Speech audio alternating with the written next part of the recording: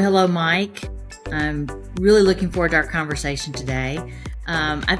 This may be a very unusual circumstance, but I think it's a real pleasure to have the opportunity to introduce the person that will succeed me as the president and CEO of Battelle for Kids. So I have been visiting with my board for some time about my retirement, and I'm very grateful to the board for allowing us this kind of a little bit extended transition time to make sure that we're taking care of the organization and our clients. But I'm just delighted that Mike will be taking Battelle for Kids, an organization that I have such deep care and regard for. Will be taking Battelle for Kids and running with it. And so I'm very excited because I've known Mike for probably about 10 years, and I have such strong admiration and respect for his leadership and the person that he is. So, Mike, welcome. Oh, thanks, Karen. Thank you for this opportunity. Yeah. So let's just get us started. Why don't you tell a little bit about your background and kind of give people some perspective around some of your experiences that you've had. Oh, great. Thank you for the opportunity. I started my career actually working at Delta Airlines after having an undergraduate degree in business and pre-law. And I was one of those folks that graduated back in the early 90s during the first Bush recession. And so I came out of undergraduate and went as a part-time temporary worker for Delta Airlines because I live a little south of Atlanta. And so Delta, of course, has a big presence here in Atlanta and just such a great company. And so I started there working part-time during the recession. And on my days off, I started doing some student teaching. Not student teaching, I started doing some substitute teaching. And during that time, I had principals that came to me and said, "Hey, have you thought about being in education? You're really good with the kids." And I'd never really thought about it. My wife was an educator, but it didn't really occur to me. And so after about 6 months of subbing, almost on every day off and getting calls all the time to come and sub, I said, well, maybe this is something I really ought to consider. And so I went back to Georgia State University and got a teaching certificate and started teaching middle grade social studies and science in the middle of the year. And it was a wonderful experience. I had this amazing principal. We were a National Blue Ribbon school, and we were doing a lot of really innovative instructional things around integrated thematic instruction, and just really a school that I think was well ahead of its time. So I spent 3 years teaching, and then all of a sudden they said, "Hey, would you be interested in being an administrator?" And I said, "Well, never really thought about that, but sure." And so went and got a master's degree at the University of Georgia and became assistant principal at a middle school for a year. And then I was recruited to a large urban district next door.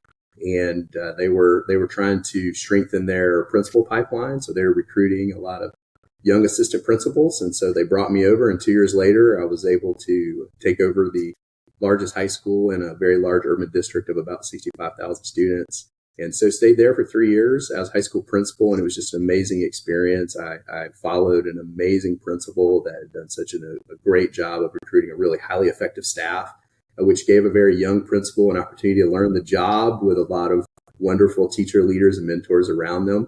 And then just a few years later, a superintendency south of Atlanta came open, and my administrative assistant at the time came and put the posting on my desk and said, "I think you should apply for this." And I said, "Are you kidding me?" She goes, "No, you don't have anything to do over winter break. You should put in for this." And so went home and talked to my wife about it, and had just finished my doctorate degree at the University of Georgia. So I said, well, maybe this is a good time just to see what the superintendent interviews look like. And so I put in for it, and then I got the job, and I spent the next 18 years as superintendent of the Pike County Public Schools, a district of about 3,500 students, about 30 minutes south of Atlanta, just this beautiful small town community with wonderful people. And when I say this in the most wonderful terms, when you think Mayberry, very much like Mayberry. Everyone knows each other, just a wonderful, idyllic community.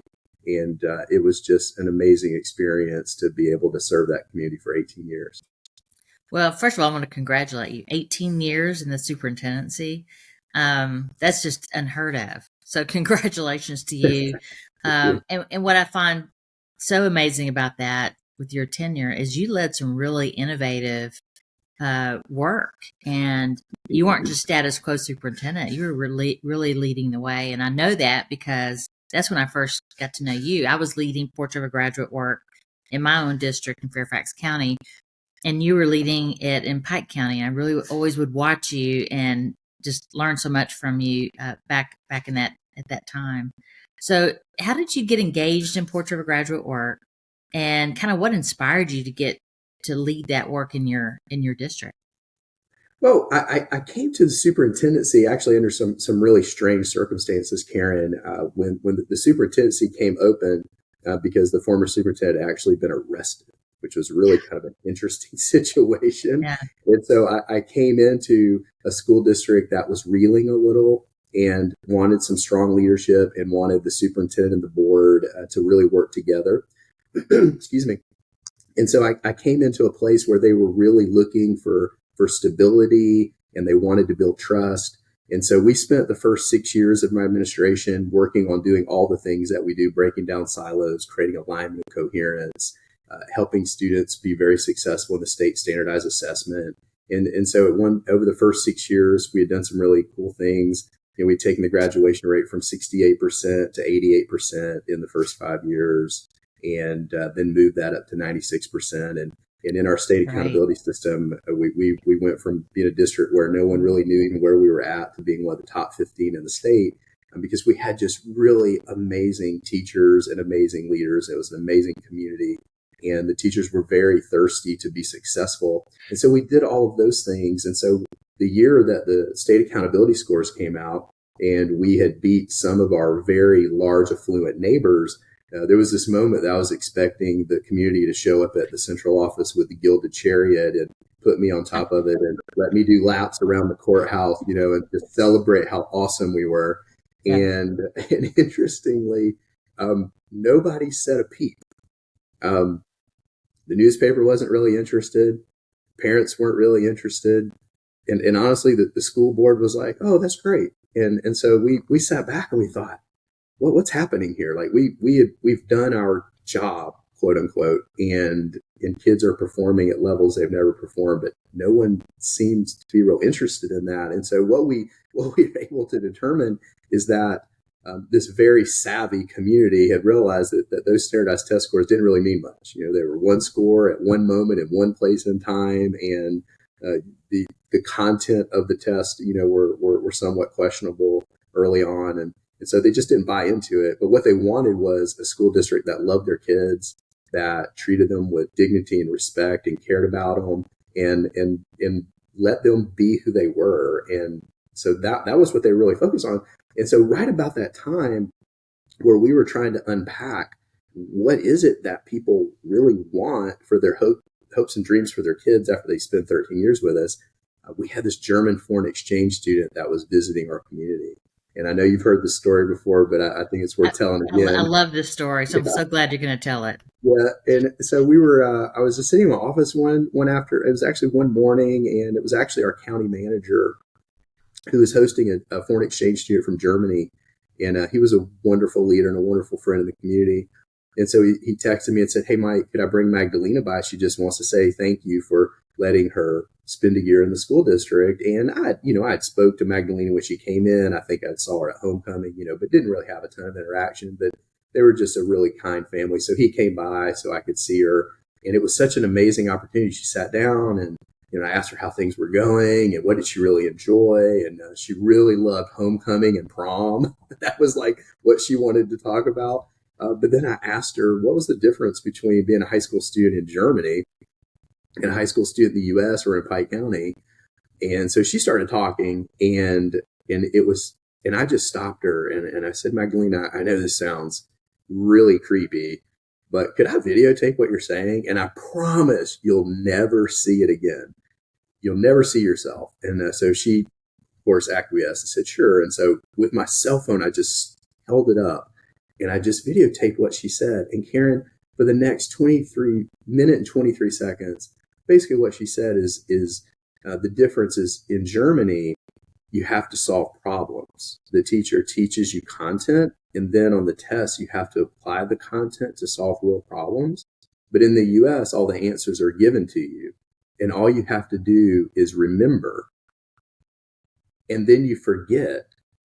So you never really learn. And it was magic. And that minute and 23-second video, this is not hyperbole when I say this, that minute, 23-second video really changed my life, because that young lady from Germany immediately gave my career focus and purpose. And I had to make a decision. Am I going to delete this? Because it was a pretty scathing analysis, which we all knew was true. Or was I going to show everyone? And I sat on that video for a couple days, and I prayed about it, and I showed the video to a few of my team members, and I asked them what they thought, and it was a little cringeworthy. And so we decided, you know what? We have done all that we know that we can do to create an environment where students are highly successful in the compliance game. This may be our opportunity to do something radically different. And so we showed everyone the video. And so at that point, we were really moving, and the words weren't there yet about the Portrait of a Graduate, but we knew it had to be something different. And just as life just somehow happens, we were learning about the EdLeader21 Network at the same time. These test scores were coming back at the same time. This German foreign exchange student was telling us that we weren't doing anything that was meaningful. And so all these things came together, and I said, you know what, we need to investigate this EdLeader21 Network. We need to investigate this 21st century learning, because what we're now doing isn't being really valued in the community. And so that's how our journey began. And so after that, we started a 20-month community engagement plan process where we talked to practically every person in the community. We held focus groups, we did surveys, we did one-on-one interviews. We talked to everybody who would talk to us. And out of that came our Portrait of a Graduate. And it was critical thinking, creativity, collaboration, communication, and personal responsibility. That was something that was very important for our community. And so that set us on a trajectory that we would work on for the next 10 years.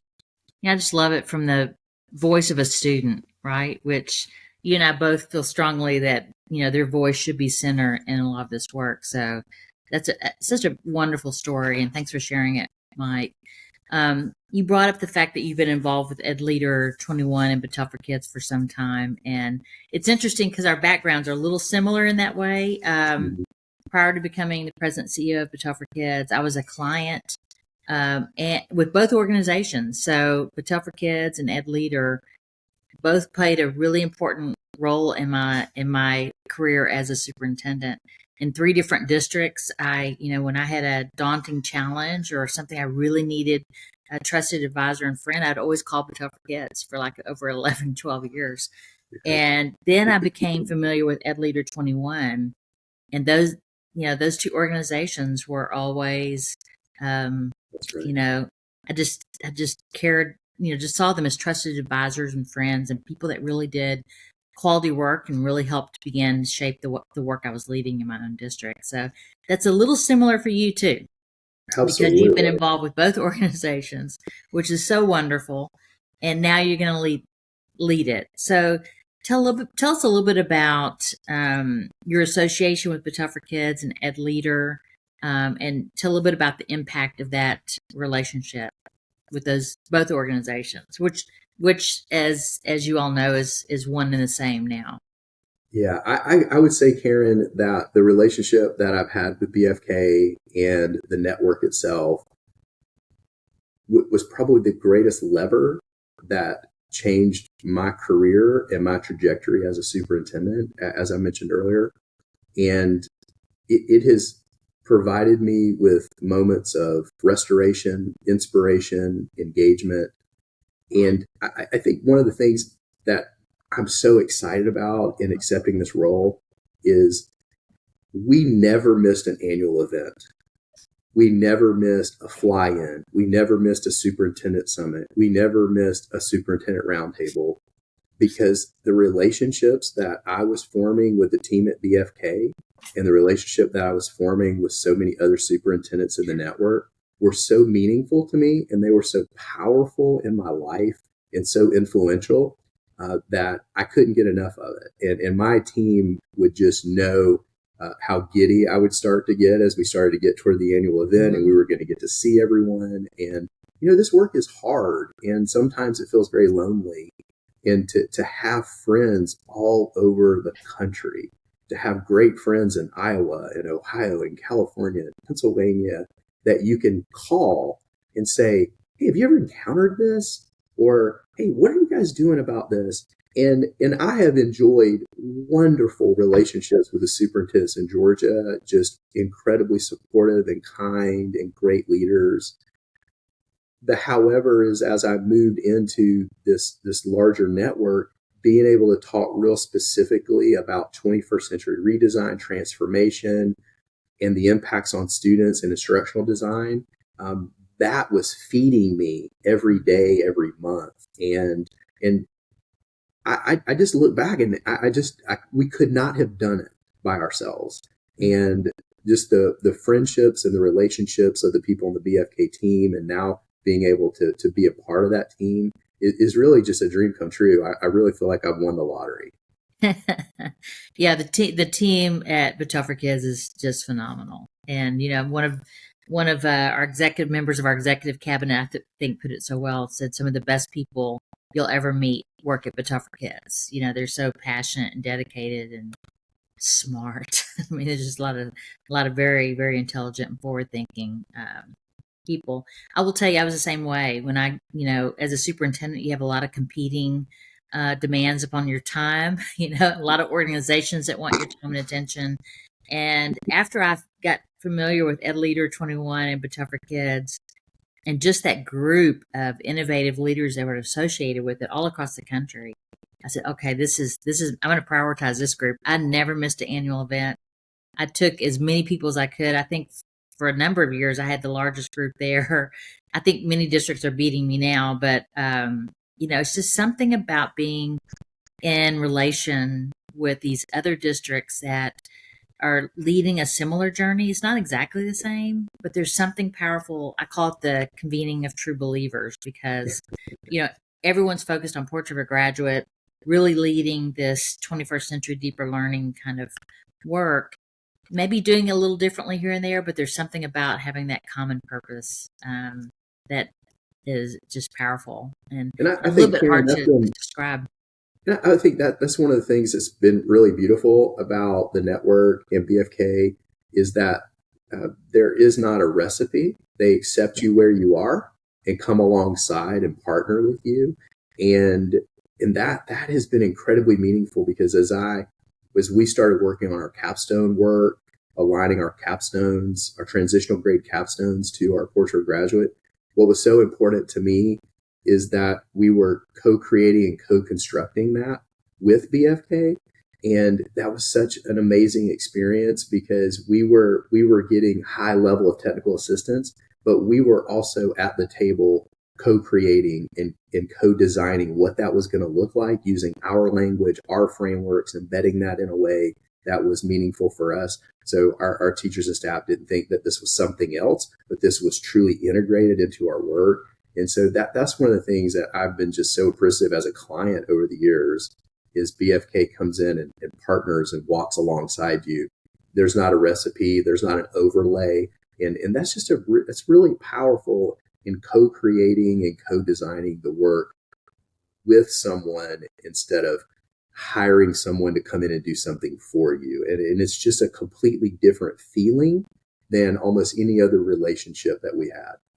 And actually, that's the work I think, that we enjoy the very, very most, right? Is being able to innovate. And sometimes you just don't have the bandwidth or the manpower internally to do the research that's required, or the background work that's required sometime to lead that. So that's I think exciting to be able to be a part of that. So you're about to assume the role of president and CEO in the next, very short amount of time, just a short time away. So what excites you most about this opportunity, Mike? Ooh, Do you think we have time to cover this? I don't know. Yeah, I know you're pretty excited about it. Yes, it's a great question. I think what excites me most is that, Karen, you and the team at BFK have become the thought leaders around this work in the country. And so that is really exciting. It's also very big shoes to fill. It's exciting. It's intimidating. It's a little scary, but it's thrilling to know that I'm joining an organization that partners with districts all over this country that is thinking about how to deepen the portrait to practice in their schools and operationalize that for every kid every day, and to be able to see the outcomes that come with it. And it's real, and it's scary in a lot of ways, but it's thrilling because this organization is the voice of this movement, and I can't wait to begin to create those partnerships with more and more districts and grow this movement so we can continue to move forward. It's just really an exciting time. I think I read somewhere recently that there's 16 states that now have portraits. There's 29 other states that have competency-based policies that they have codified. So there is such a rich opportunity to take this movement to scale and do something incredibly powerful that people will look back on 20, 30, 40, 50 years from now and say, wow, those people did something really special. And to be able to be a small part of that is thrilling. And one of the things that I've heard from the superintendents that are a part of the network and BFK partners is that they want us to squarely step into that space of thinking about what's next and how do we continue to evolve the work, deepen the work, and continue to have greater and greater impact. And so that is just an amazing challenge that I can't wait to accept and get running. I love the way how you described it as a movement, because I do think it is a movement. And I think as more and more school districts get inspired to lead this work, you do create conditions where people start to take notice, either the business community or the policy community, legislators begin to pay attention. So we've seen time and time again in varied states across the country that, people are starting to take notice. And I think people are looking for something different for our public schools today. I think you and I both agree we're at a kind of a inflection point, if you will. So I want to ask you kind of a broader question around kind of what do you think are, about the current challenges, kind of the future of education. What's the current challenges? What do you think's ahead for K-12 education? What do you think we need to focus on to position public schools position them on strong footing into the future? Well, I think right now there's this gentle tension between hanging on to the standardized accountability and moving to more locally developed accountability systems. And there's just that tension that's occurring in every state. And a lot of districts that are deep in their portrait graduate implementation, they're already starting to see what Karen, you and I knew 5 or 6 years ago, that if you focus on these portrait graduate competencies, you embed that portrait with curriculum alignment that has large conceptual understandings, and you create a learning environment where students are to make connections between those concepts and create products and performances that have value beyond school, that those test scores will take care of themselves. Yes, they will. And our legislators are starting to hear that. And so I believe that there is this great opportunity to be at the table to think about what the future policy looks like, and to really emboldening and giving back to the idea of local control and trusting our communities. Because the beauty of the Portrait of a Graduate is that we are co-designing, co-constructing, co-creating with our community. And so we are locally controlled public schools whose accountability system in so many ways are being developed by the local community. And in a time where our world is so divisive and so polarized, I think the one thing that we can all do is come together in peace and harmony, and I really mean that, around the outcomes that we want for our children. And when we start talking about the outcomes that we want for our children, we are, no matter where you find yourself on the political spectrum, we are so much more alike than we are different. And there may be some small disagreements about how we get there, but our communities want students that can think critically and creatively and can communicate and collaborate and have empathy and resilience. Everyone wants that for their own child. They all want that in their employees. And so I believe that history will judge us as the movement that brought this country back together over something we could all agree on, and in agreeing on what we want for our children. Because every time we turn on the internet or the TV or open up a journal, we're always hearing issues around economic prosperity and upward mobility. And so these equitable outcomes through our portrait that design deeper and more meaningful learning experiences that give students an opportunity to be able to go into college and career or military or the workforce and to be successful because they have those skills that's going to allow them to be that lifelong learner. And it's always been interesting to me because we've had lifelong learning in strategic plans and mission statements since probably the 80s, at least as far back as my career goes, I remember. But then when you think about students becoming lifelong learners, and then you think about how much ownership, agency, autonomy, and self-direction students actually have inside the school buildings, it's not very much. And so I think there is this movement that's going to be necessary, that we continue to move toward creating more student-centered learning environments where students have more agency and autonomy, of course, with guardrails. And some of the work that we did in my former district in Pike County, that I'm so proud that the team developed a portrait of an educator, which is also something that BFK has been working hard on and partnering with a lot of districts. And that portrait of an educator has been really powerful in redefining what it means to be an educator in the 21st century.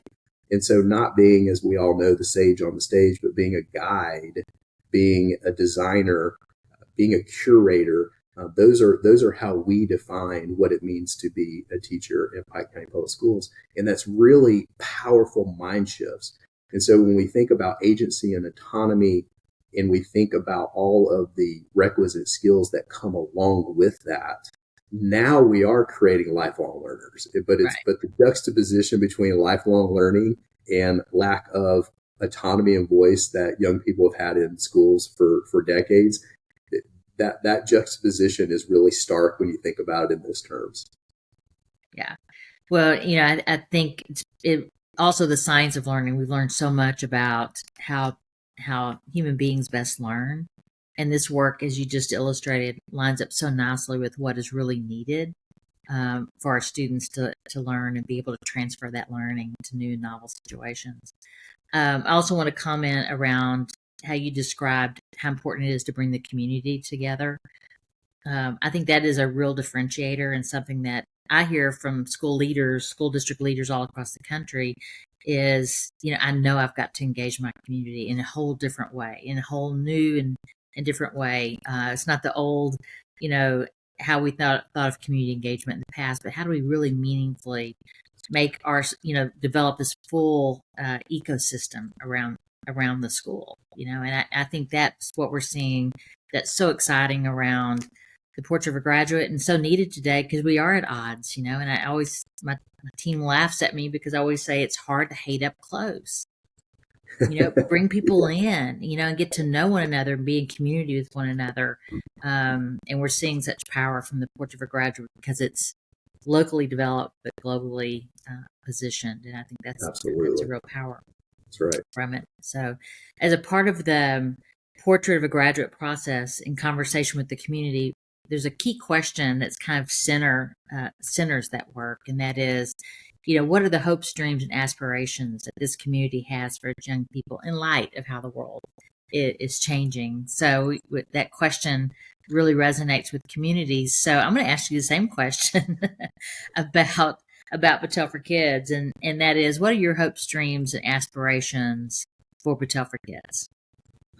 Yeah, that's a really hard one. I love turning the table on you, Mike. This is know that's a really hard one, and it is such a beautiful question. And if I would say, what my hopes and dreams are for BFK is that I want BFK to continue to be the voice for districts all around this country that want to continue the work of redesigning and rethinking what public education can be in the United States.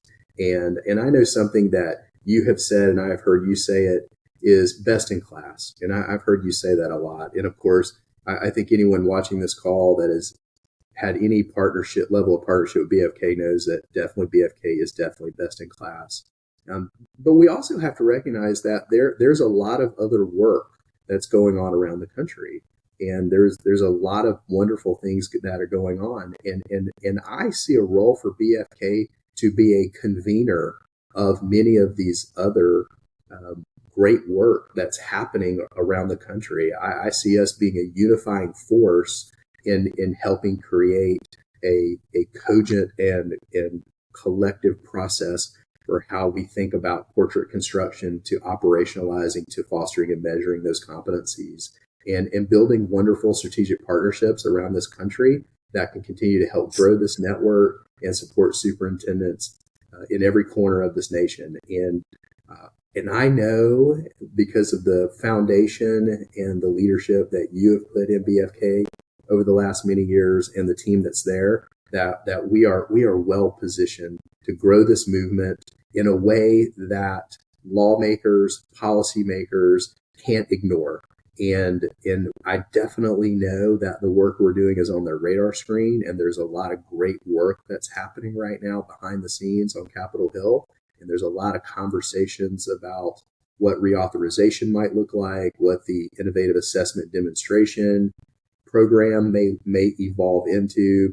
And so we're going to have a voice at that table, and that voice through us will be the culmination of all those many voices of districts all around this country that are part of our network and a part of the work that we help them with. And so being able to take their voice in spaces that they don't have the opportunity or the time to get to, that's what I'm really excited about, because we know within this network and inside all of the people that work with BFK, these superintendents in these districts are doing amazing things. And as much as they learn from us, we learn from them. And I think that's one of the great beauties as an organization, is that we come into a space and we can help design and facilitate and help you.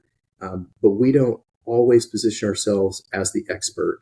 We're learning from districts as much as districts are learning from our collective experience. And so it's just this really beautiful relationship. And so I'm inspired by that, and I'm encouraged by that.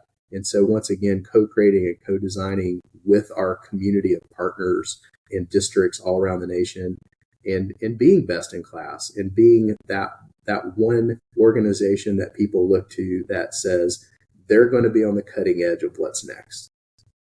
Yeah, that's wonderful, Mike. Well, I want to congratulate our board. They did an excellent job of hiring you. I've been in this role, President and CEO of Battelle for Kids, for 7 years. Prior to that, I was, as I mentioned earlier, a client for 11. So I have such deep admiration and care for Battelle for Kids, and I don't know that we could have left it in better hands. So, I'm so excited to see what's ahead for Battelle for Kids. Mike, your ideas and energy and your leadership is just what we need today. So I will forever be a cheerleader for Battelle for Kids, and I will do anything I can to support you moving forward. But I know the future's bright for this organization, and that makes me very, very happy. So thank you, Mike, and just know I stand ready to help in any way.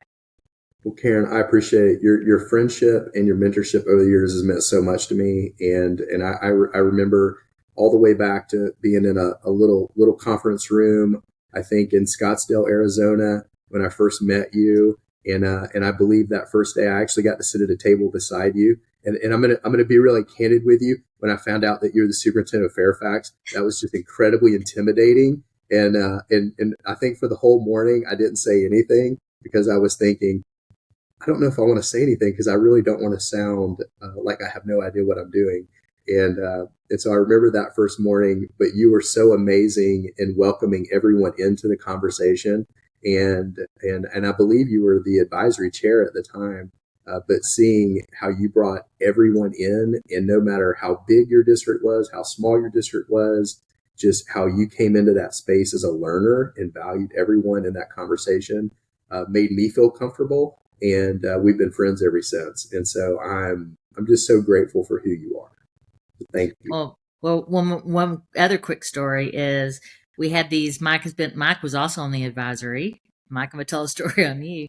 And we have these bylaws that after so many years that member rolls off and someone else can join. But when I became president CEO of Battelle for Kids, and you were actually rolling off the board, you had kind of your term had ended. And I said, those bylaws are our bylaws. We're gonna violate those or change them today because Mike's got to stay on our advisory. And so Mike's been on the advisory for a long time because he offered so much to the thinking of the group and was such a significant contributor. So, I'm glad I did that though, because look where we are today.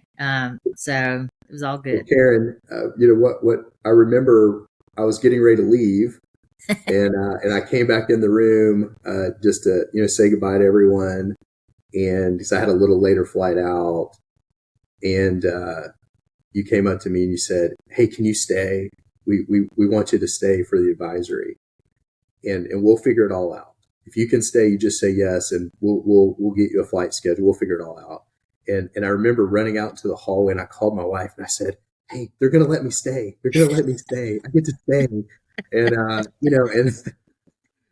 I just look back on that. It was such a beautiful moment because I did want to be there. I wanted to stay and I wanted to be a part of it. So thank you for breaking the rules. Yeah, it was a great idea. And 7 years later, here we are. So, again, Mike, just so proud and appreciative of your leadership, and just looking forward to seeing what you'll do. It's going to be fun. Thank you. I'm like I said, I'm thrilled. I'm excited. I'm nervous. I'm scared. I'm all the things. And so all my friends out there that may be watching this, I'm always wanting to get some advice and learn about what I can do to be better. And so I just take this opportunity to all of my friends out there watching this, help me because it does take all of us. Well put. Well, thanks again, Mike. We appreciate you. Thanks for this time. Thank you.